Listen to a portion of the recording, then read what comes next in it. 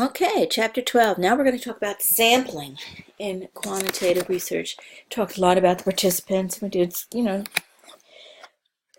talk about some things about sampling, but we're going to go a little bit more in depth into sampling for quantitative research. So basic sampling concepts. You have a population that you want to study. It could be all registered nurses in the United States. Now, how would you couldn't possibly reach that whole population to study. So you need to take a sample, but you want to get a sample that's kind of representative of, the whole population of nursing. So think of your population as this big pot of stew, and your sample is when you're just going to like dip in very randomly your ladle and pull up your stool, and you're going to get a lot of different elements for your sample from your population.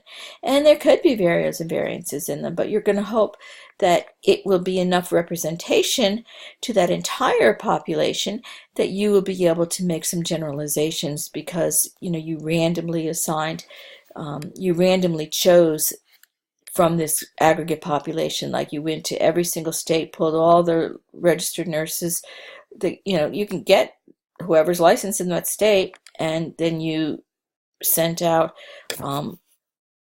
letters to every fifth one on your list or something of that nature to try to give you, enough. And the things that we're going to talk about when we talk about sampling is you may try to get participants in that, even, doing a random type sampling, and people may not respond. And that always becomes problematic in, trying to get participants to be in your study.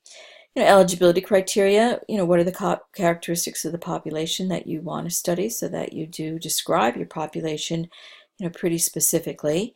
Determine, if they will participate in the study, and you want to maximize that construct validity, so that what it is, you are studying, you have a population that matches that abstract that you're working on. And so who you're going to include in your study, and then what kind of people would you, exclude from your study to get the best characteristics that you can explain, and how you chose your population in your study. Now, all this would not be in a research report, but if you were reading the whole study, it would be hundreds of pages long, and it would have all these protocols and descriptions of inclusion criteria and exclusion criteria and explanations, and all of that within the actual study. But when you're reading your research articles, you're really looking at a condensed version that really just highlights some of the key elements of the research itself. So your basic sampling concepts in quantitative is you want a representative sample. So that ladle that you dipped into that stew is giving you a potato and a carrot and a celery and a pea, or whatever is in that whole population, that you're getting, a piece of that into your representative sample, so that it truly is representative of what it is that you're studying. And of course, there could be some sampling bias just in, putting in that ladle. You may not have picked up everything. So you could get a little over-representation. You may have gotten too many potatoes and not enough peas. So you could have over or under-representation of the segments of the population on key variables. So there's always that kind of error that can occur, that can potentially make what it is, it's going to ruin your external validity, where you won't be able to generalize it into the greater population, because there was too much sampling bias. And you're looking at, again, probability versus non-probability. So probability does have to have random samples, when you're selecting the participants, out of that population. Non-probability, does not involve selection of elements at random. So you can pick more for your specific study qualifications in what you're choosing, to study. Or a lot of times we'll talk about the different ways to pick your samples using non-probability. And here they are. Convenience. Who's there right there that you get? Who do you have access to? is one of the things you need to look at. Snowballing is you meet some people that the characteristics you want, and you ask them if they know nobody else, and so then you kind of like snowballs, and they tell you people, and then these people tell you people, and it kind of get it in that respect. Quotas that you want to say, well, I need X amount with these characteristics and X amount with those, so that you're actually looking, for numbers with certain characteristics that you're looking for. Consecutive sampling is that as you're finding participants, you are doing this study. So you're consecutively finding and doing it at the same time. And purpose of sampling is really deliberately going out to find the people that you want to be, in your study. And there can be combinations of those as well. You may do some purposive snowballing, because sometimes you're really desperate to get participants, because again, depending on your type of study, you have to do a power analysis and see, is your sample size going to be adequate, that you can, get results that can be trustworthy. Large samples are much more preferred to smaller samples. The effect size is something else that is coming more into the literature, as far as if you have a good effect size, then it won't matter so much if your numbers weren't that great. So if you are, don't abandon your research if you can't get a lot of participants, because then you may have to do it a few times, or maybe you'll do it and then somebody will say maybe it's not so generalizable because it's such a small number, but it really does make sense that this would happen if we do this, so I'm going to study it too. So then you can, again, add up all the smaller studies and get and report results that everybody was getting the same results with the smaller numbers, so that the aggregate in itself of the studies will make it. So it's basically, if there's reason to expect that your independent and dependent variables will be strongly related, and even though it's a small sample, if you feel that there's going to be adequate relationship that will be revealed statistically, then that power can be good just from the effect size within itself. I'm going to go ahead and go with chapter 13, because these are smaller informational items. A lot of the reading is going to help really, give you stories to help understand a lot more of it. So the readings in the book are important, but the actual content that we're going to talk about is a little bit less. So everyone has to have a plan of, how am I going to get the data, that I want to collect to see if there's these effects of these variables. Again, formal data collection instruments is a great way to get your data. There's some constraints in the ability to use the tool, and and how it's going to provide you your information. If it's how many, is it feasible to analyze it, depending on the numbers of participants that you do have. But you don't really want to reinvent the wheel. You want to use tools that are out there. It's inefficient to start from scratch, and again, your validity and reliability will not be good from the onset because it hasn't been a tested instrument. So when you can find different tools out there, and again, you think, well, how am I going to do that? Well, you just Google whatever it is you're interested in looking at, and you'll find out if there's something out there. Or if you've read articles that used a tool that you're interested in, they always give you researcher information on all the articles, and that's one of the reasons is you may say, hey, I'd like to try out that tool. A lot of times they let you do it for free. They just want you to give them credit for it. Others, maybe like IQ tests and stuff like that, they do charge you for the use of those tools. Or Denver Developmental tests for infants. You're supposed to order their sheets and use their sheets to configure the developmental delays and things like that, and not copy their forms, so that you're kind of forced. You'd be using copyright laws if you just kept copying the forms instead of buying more, because they want the credit and the monetary from providing those kinds of forms. A lot of even chart forms, you may notice, are copyrighted. So again, you have to order the forms. Of course, now with the electronic versions, you have to order everything from those companies, so kind of pay for them any which way. So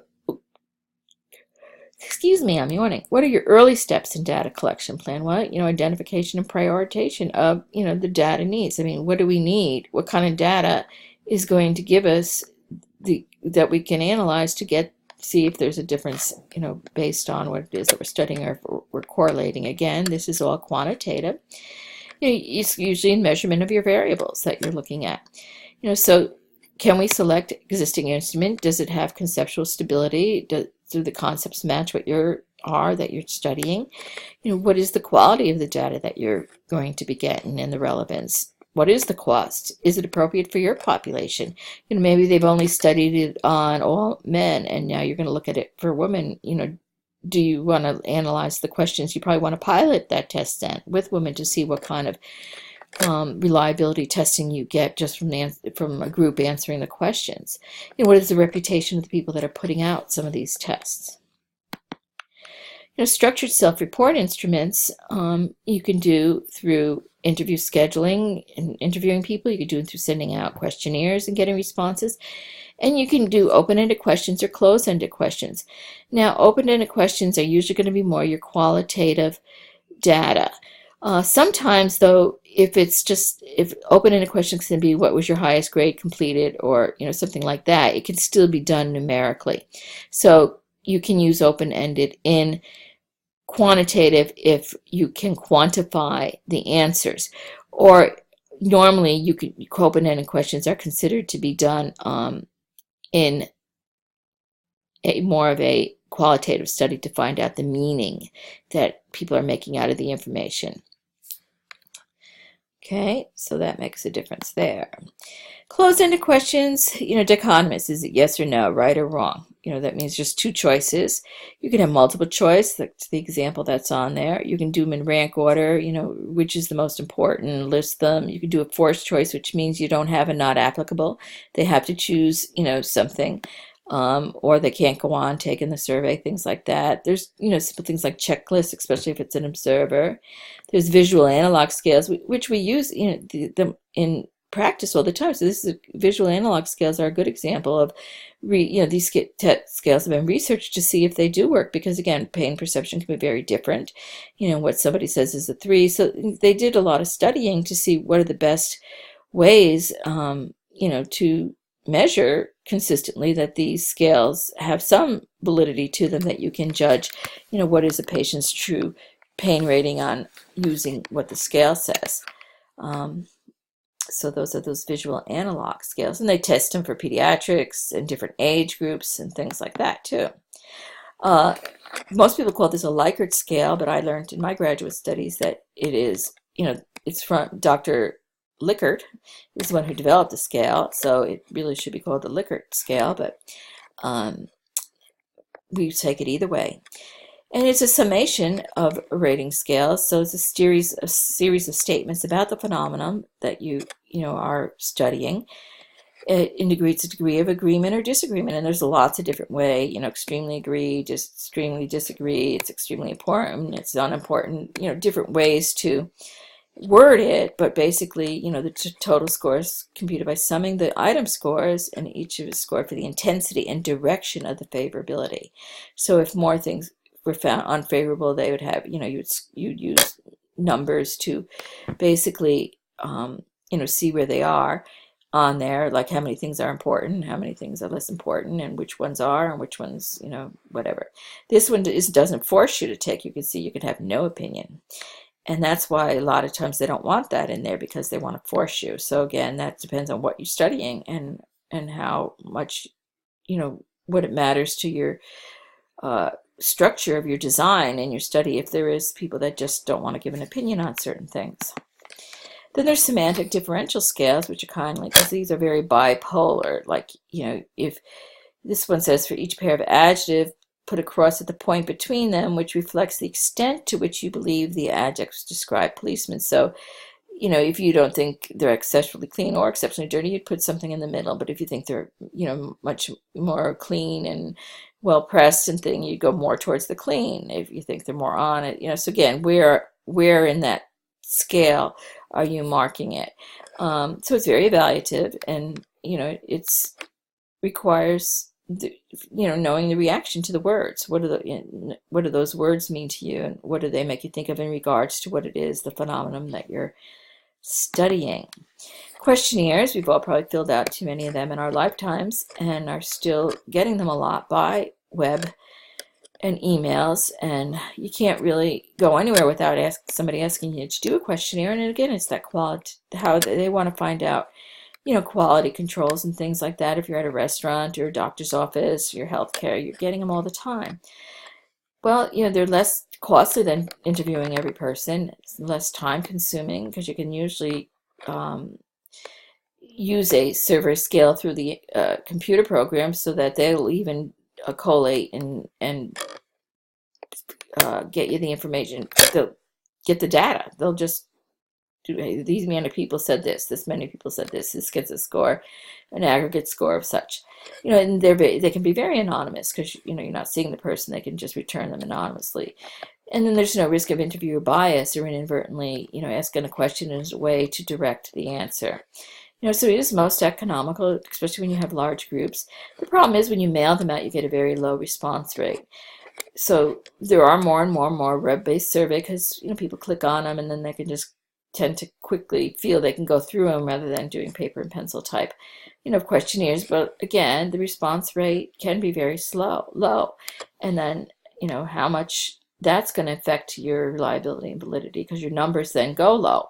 You may have had 100 questionnaires you sent out, but if you only get a return of 10, that's going to be a low response rate, and that's going to affect the reliability and validity because you have such a low number. Interviews, you get a higher response rate because the people usually, if you're making appointments to go interview them, the chances are you're going to be scheduling in a way that they're going to show up. You get a wider variety of people. You can get richer data because you actually get, the meaning making they get. So interviews are more often done in qualitative, but again, they're under quantitative because you can still collect quantitative data from interviews. When you quantify how many people said this, they're much more structured interviews. But again, the quality of the data is going to depend on the interpersonal skills of the interviewer, the ease and how they build rapport, and how do they know to ask those probing questions that are going to give them the information that they're looking for. Structured self-reports, the only problem with them is that there can be set biases. People may want to make themselves look a lot better than they really are. So they're going to want to put social desirable characteristics or give those extreme responses. So you have the people that, no matter what, they're going to say it was excellent, even if they didn't feel that way. Or your acquiescence is like, okay, I'll fill it out, and you just go through and hit the mid-road on everybody. Again, people may not put thought process into it. So your self-reports, there can be some problems. You would just automatically have to say, well, we're going to assume people answered to the best of their ability. You're going to assume people did the best they could, as opposed to thinking that they just blew it off and put down any old answer. Observer bias, enhancements of those, contrast effects that different people can have. Central tendency bias is to put pretty much everybody in the norm, or you get that halo effect where, you observe one person, then you expect that everybody should give those kind of responses. A lot of times people will, if they're observing others, they will assimilate those into their own behavior or responses. And there could be errors of leniency and errors of severity. And a lot of times that happens in educators and teachers. You know that certain people always grade easily and others are, grade harder. So you can tend to share that information among peers and things like that. So it's like those are things you observe. So you kind of did your own little mini research over different characteristics and variables. And in a way, you're not going to publish your data, but actually, we knew some students that collected different things on all the faculty, different quirks or things like that, and put it into this booklet to give new students. We're a little upset about that because, again, it certainly is creating a bias of their opinions about different things, and certainly would have had the trustworthiness of that would have been minimal, but students would go for it thinking, well, this is what they found, so these things must be true. So again, we all are little researchers in our own little worlds all the time. Then, of course, there's biophysiological measures, and there's in vivo, which is actually done on the person. the measurements are taken directly from them, whereas in vitro, even though you're taking a blood sample, it's being analyzed outside of the person. Okay, so it's data that comes not from them directly. It is considered to be very objective, very accurate, very precise. So, a lot of studies are based on physiological changes, especially a lot in neonatal studies are done, or studies of patients in labor and things like that, when you want to do physiological responses. Okay, so we're getting there. We almost are there. I promise. There's not that many left, but there is, I think, just one more really short one. Okay, bye.